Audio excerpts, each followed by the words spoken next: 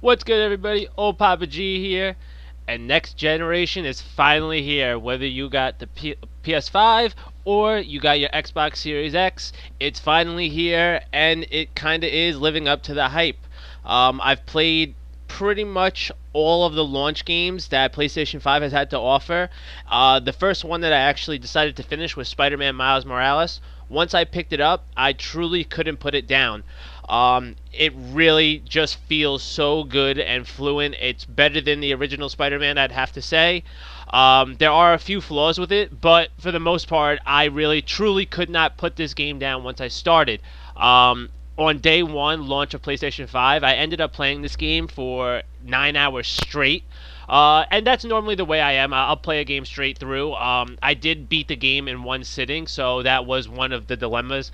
I felt like it could have been a little bit longer, even when it came to doing side missions. If you added the main campaign along with all the side missions that were not collectible, like finding stuff on the map, if it was just combat style, I would say in total it would take you anywhere between seven.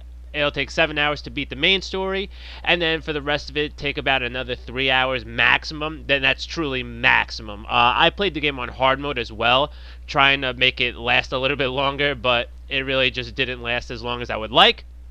But they did try to help that out because although it was really short, they did make the price only have a $50 price tag. So to be honest, that's a really good deal for next gen. Obviously, with the price of the majority of games being increased to 70 from 60 after tax, you're spending about $75 per game.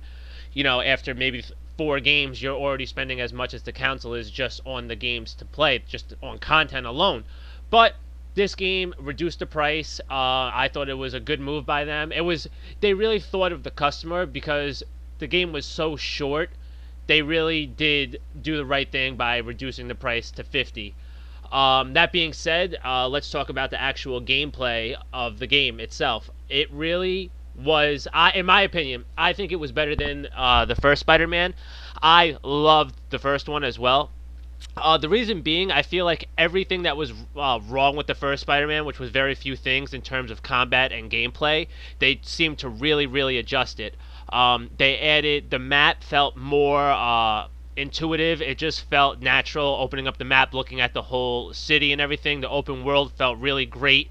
Like it wouldn't just be random like criminals on the street anymore. Everything just felt natural the way it would pop up. One of the things they did to make it feel more natural was the Spider-Man app, how people would put their dilemmas and then you would go and help them out. So that kind of made it feel a little bit more realistic. They also changed the talent tree. The talent tree felt really nice. There's 3 different things to take. Not only that, they added a feature basically to give a little bit more replay value to the game, which is something that is definitely necessary if you want to keep playing after you beat the campaign in one sitting, essentially. They added a new game plus, and they add an increased difficulty. So you could go into New Game Plus with all your abilities that you originally had, and then you could boost up the difficulty to Ultimate difficulty. Ultimate difficulty seemed to have a decent uptick from hard mode because hard mode for these type of games really just feels like any other game's normal mode. But regardless, it does feel really nice. The talent tree, like I said, it goes into 3 different branches. One being for stealth style abilities, the other one being for your electric biochem, and the other one being for your natural web swinging abilities. Um, Miles does have additional features that Peter Parker didn't have, which is what I was saying why they fine-tuned it a little bit. One of them being his new electrical biopower. That's when you'll see me in combat jump up in the air and slam down and do the electrical ability. It really felt like a nice added piece of force that was needed, almost like how in Rockstar's I'm sorry, it's Rocksteady. That threw me off right there. Rocksteady's Batman. They have a whole toolkit because he really has all these different gadgets and stuff. So it felt like Spider-Man only had his web swinging abilities in prior games. This was a nice feature, adding the electric, and then his suit has abilities as well. His suit now has like a camouflage ability and things along that line, along those lines. So it really did feel just a way, way better game. Not only that, they also added, bringing up gadgets before with Batman, you could see them right here, the holograms. They added gadgets to his toolkit. So normally in the Peter Parker Spider-Man, All that he had when it came to his L1 ability was to just shoot webs at the target, and then on bigger targets it didn't do as much. In this, as you can see, I use it on the boss, I switched to the holograms, and then there's also ones that are trip mines and things along that nature, so it actually really felt like he had a full toolkit along with his camouflage from his suit, and then his electric additional ability that Peter Parker doesn't have. I also like how they did the story mode. I really felt like they did a really good job making it like, oh, why is Peter Parker gone? Well, he went on vacation with MJ, and it kind of just felt natural.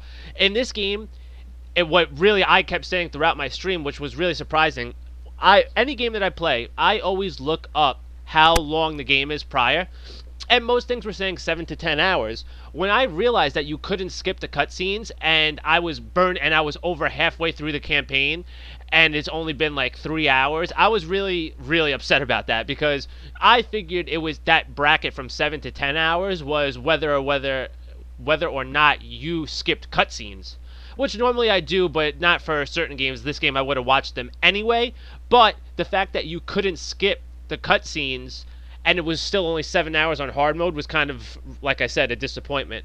Another thing that was great on the next gen, and you could just tell that it felt like next gen, other than the graphics and the feel and all like that, there were really no load screens. Once you started the game, once you went from place to place, anything like that, there was no lag or anything like that. No cutscene, you just went right into it. The way they did it was similar how to God of War did it. You see, if you notice here, how this probably would have went into a load screen to the next sequence on a PlayStation 4. They just added a nice cutscene. So that's kind of what God of War started on the PS4, and I like the trend, and I think that it's definitely going to stick, and I do really enjoy it. So earlier I mentioned the map, so I just wanted to show you a brief screenshot really quick. Right here you can see all the stuff on the map, all the interactive stuff. This is before I finished off the rest of the game. So from this point on the map right here is after you beat the campaign. This is all collectibles. That's the one part that I was really upset about when it came to like the side missions. I was like, okay, if the game's only 7 hours, maybe they have a lot of side content. Well, to be honest with you, the side content that was available, as you can see here when we'll read through it on the financial district, and this is throughout the entire map, you'll see time capsules, which is just a collectible, underground catches, which again is just collectibles, and then the sound samples is again more collectibles. So it's just so, it just felt like it was rushed. I don't really like that. But the ones that were combat related were Roxanne's lab, and you can see that infinity symbol. Also, if you look up, it's not in the financial district, but you see it up a little bit further, is that skull. Those are all the combat related side missions, which were very, very few. If you did all those and beat the campaign, you could probably finish within 9 hours. And just to give you a brief display of the skill tree, here they are. Like I said, they're in 3 segments. One's the camouflage skills from your suit. The other one revolves around combat and your web sling abilities. And then the top one is your venom skill. Your venom skill isn't venom, like, you know, venom. This is what your electric ability is, which comes in a lot of really handy. This is what I filled up first for the most part. And it's just, it adds additional abilities instead of just the slam downs. There's a up one and all different types of abilities like that. So it was nice that there was just more than just your web sling abilities in this one. And finally, this is the suit and gadget screen.